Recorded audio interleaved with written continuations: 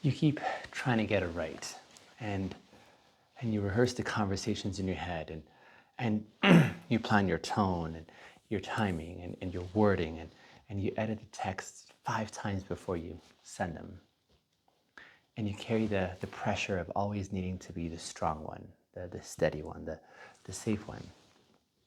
But no matter how carefully you perform, it never quite lands the way that you hoped it would. And you sense the distance and you see the disappointment, especially in her eyes, and you feel the growing distance between the two of you. And maybe quietly, it terrifies you because you've done everything right. You've been calm, right? You've been careful. You've been agreeable, and, but still she doesn't seem to feel you. And here's the thing that you may not have considered or realized. It's not that you're doing it wrong. It's that you're not being with her at all in the midst of it. You're not like you're managing her perceptions, especially of you, but you're not offering her your presence, and you're giving her your polish, but not your person. And whether she can name it or not, she feels it. She feels the space between what you're saying and what you're meaning. She feels the slight delay in your responses, the editing in your expression, the way that your words are smooth, even while they feel empty. She, but, she doesn't want a perfect answer, though. She wants a real one, because presence isn't about having the right thing to say on demand. It's about being there, unmasked, when it matters the most. And it's about standing in the room, emotionally available, not just physically. It's about it's about staying connected to yourself even when things get messy. Because if you leave you, she can't reach you. And if she can't reach you, no matter how polished you sound, it still feels isolated and lonely and alone. This is one of the quietest heartbreaks, I think, in modern relationships.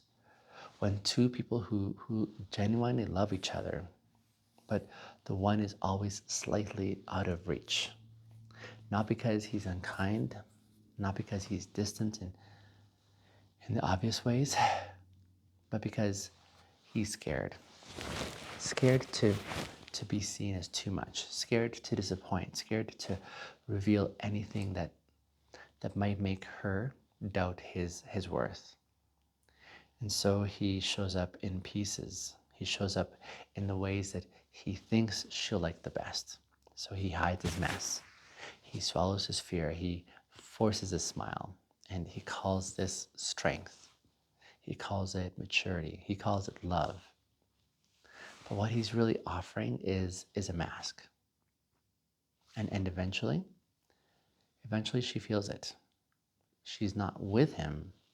She's with the version of him that he thinks will be palatable to her. And even if she stays, the intimacy is already dying in a slow death, because you can't bond with someone who's in hiding. You can admire them, yes. You can respect them, yeah. But you cannot feel them.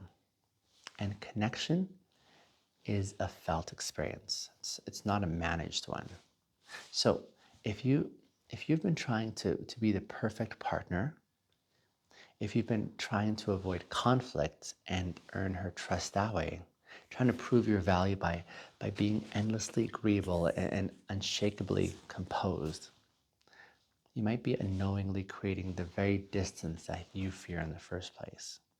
Because she doesn't want your polish, she wants your presence. And presence is terrifying when you're not used to being seen. Because to be present means showing up as you are, not as you think you should be. It means being there in your uncertainty, in your awkwardness, in your tiredness, and still staying. It means not performing clarity when you're confused, not pretending to be calm when you're stirred up and riled up inside, not faking confidence when you feel exposed.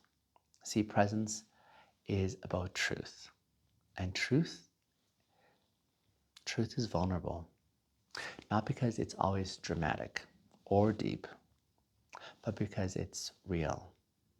And real things can be rejected. And that's why perfection feels safer. See, it gives you the illusion of control. If I do it just right, you say, then I won't get hurt. Or if I keep her happy enough, then she won't leave. If I never mess up, then I'll be lovable. But perfection is lonely. It keeps you at arm's length, even from the very people that you love the most. It becomes this prison that's made of polish. And eventually the people closest to you, they stop trying to connect. Not because they don't care, but because they can't find you anymore. They don't find you relatable. So let's talk about what happens inside a relationship when you keep choosing performance over presence, shall we? See, at first, it seems to work. And you avoid the fights, you get the compliments, you're seen as one who's dependable and thoughtful and steady. But beneath the surface, something is beginning to crack. And your partner may start to feel lonely, but they can't explain why. And you start to feel exhausted, but you don't know how to stop, because intimacy fades while the routine continues. And you say all the right things, but somehow they just land flat. You're physically present, but emotionally you're missing. You respond quickly, but not honestly. And the relationship becomes hollow. And she starts saying things like, gosh, I feel like you're not really here. Or, why wouldn't you open up more? Or, I want to know the real you. And maybe that confuses you because from your point of view, you're doing everything right? You're calm, you're consistent, you're always there, you're available, but that's just it. You're there, but you're there not with her. You're offering behavior, but you're not offering your heart. And here's something that no one really talks about. That is, you can't fake presence because she can feel it. Even if you say the right words, even if you nod in the right moments, even if you smile at the right times, if your heart isn't in it, she knows.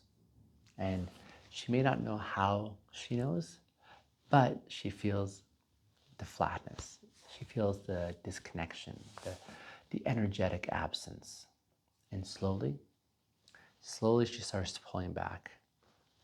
Not because she doesn't care, but because it hurts to reach for someone who's always just out of reach. See, this is this slow erosion of that connection. And it often begins with the best intentions, right? Because you really did want to protect her. You wanted to show up well. You didn't want to be a burden on her. But in doing so, you became a ghost. And ghosts cannot be loved. Only people can. Messy, inconsistent, beautiful, real people. So how do you return to presence? How do you shift from performance back to experiencing your personhood? Well, this starts in a subtle but powerful way. And that's by no longer abandoning yourself the moments that discomfort arises. Because that's like where the performance begins. You see, it's in the split second that you feel shame or uncertainty or fear. And then you decide in that moment to mask it instead of revealing it. And so you adjust your face and you flatten your tone and you say what's expected. And you become who you believe that she wants. And in that moment, you vanish. But what if you stayed? What if you said, I don't know what to say right now, but I want to be here with you? What if you let the truth be awkward or unfinished, even a little bit messy, but at least it's honest? What if your presence wasn't your polish, but your willingness to remain real, even in the midst of the tense moments? This is what presence looks like. Not being smooth, but by being true. Not performing the part per se, but bringing your heart to that moment. Let's get practical here, shall we? See, presence can sound a little bit like, that's hard for me to hear, but I want to stay with you in it. Or, I don't fully understand yet, but can you help me get there? Or, I'm feeling overwhelmed, but I'm not wanting to leave this conversation. See, these aren't grand gestures. These are signals, if you will, of emotional maturity. And these are signals that say, I'm not perfect, but I'm present. I'm not trying to win. I just want to understand. Or I'm not hiding because I'm here. Do you know what's remarkable about this? When you start showing up this way, in this process, you often discover something rather surprising, and that is, she wasn't asking more from you. She was actually asking more of you. She didn't need answers. What she needed was honesty. She didn't need you to fix it. She just needed to feel that you were there with her, not just physically, but also emotionally. And maybe she was just waiting to be invited into the same kind of truth herself. Because your presence, it doesn't just create connection, it also creates permission. When you show up real, you're making it safer for her to do the same as well. And that's when something powerful happens. You see, instead of two people managing each other's impressions, now you become two people who are learning how to truly see and be seen by each other. Not flawlessly and not without missteps, but with an increasing depth. And the space between the two of you, it starts to diminish and close. Because the space was never about the physical proximity, it was about the emotional absence there. And when you stop performing, it's then that you feel like you're coming home. Not just to her, but first and foremost to yourself. That's what presence offers. Not the illusion of perfection, but the foundation of intimacy. So let's be honest though. Presence isn't always easy. See, there are moments when everything in you just wants to shut down. Moments when it feels safer to disappear behind performance, which is familiar, or charm, or politeness, or control. And that makes sense, yes. Because at some point in your life, maybe early, or maybe even recently, that presence cost you something. Maybe someone rejected you because of your honesty. Maybe someone punished you because you were showing your vulnerability. Perhaps you learned that love had to be earned, not just received. And so over time you adapted and you became impressive, you became reliable, you became agreeable, whatever you needed to become. But in this process, you stopped being you. And now, when you want to love deeply, like when you want to be loved in return as well, that the tools that you use to survive, they start working against you. Because love does not live in perfection. Love lives in being present. It lives in the pause where where you decide not to shut down, and in that moment where you say the unedited thing, even if it makes you look bad. It's in the choice to stay open, even when it would be easier to go numb. Love lives in your aliveness, not your performance, not your polished presentation, not your plans, but in your aliveness. And if you want her to feel close to you, to trust you, to soften into you, to reach for you, she needs to feel that you're actually there, not just in body, but in truth as well. Not just in gestures, but in your energy. And beautiful, painful healing that is going to be there is this paradox. You see, the more that you let go of perfection, the more lovable you actually become. It's not because you're flawless, but because you chose to be real.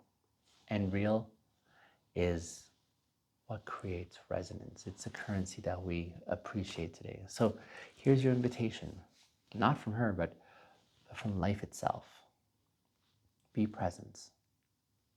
Be seen. Let your hands shake. Let your voice crack a little bit. Let your heart speak. Not because it's tidy, and not because it guarantees this perfect outcome, but because presence is the only way to love and be loved in return. Oh, and one last thing. This might be hard to hear, but I think it matters. If you keep offering performance, if you keep hiding behind your best self, if you keep avoiding the risk of being you, she may stay, but she won't feel you. And eventually she'll grieve that connection that she hopes to build with someone who never truly showed up. But don't let that be your story. You see, you don't need to be perfect. No. You just need to be here. And here's a final invitation for you to consider. See, have you ever felt yourself drifting into performance in your relationships? What did the fear present that would stop if you kept going? I'd love to hear your story in the comments below. But like usual, it's just not only for me, it's for many others who may be reading and inspired by your story. That helps them move into theirs, to show up fully and messily and beautifully as themselves. Because this is where love truly begins. It's the end of the day. I'm going to go and retire for the night. But thank you for listening through this episode and wrestling with these questions. Like I said, I'd love to hear your stories in the comments below. I read each one. I will try to respond as best as I can, but not before I get some sleep tonight. Appreciate you guys.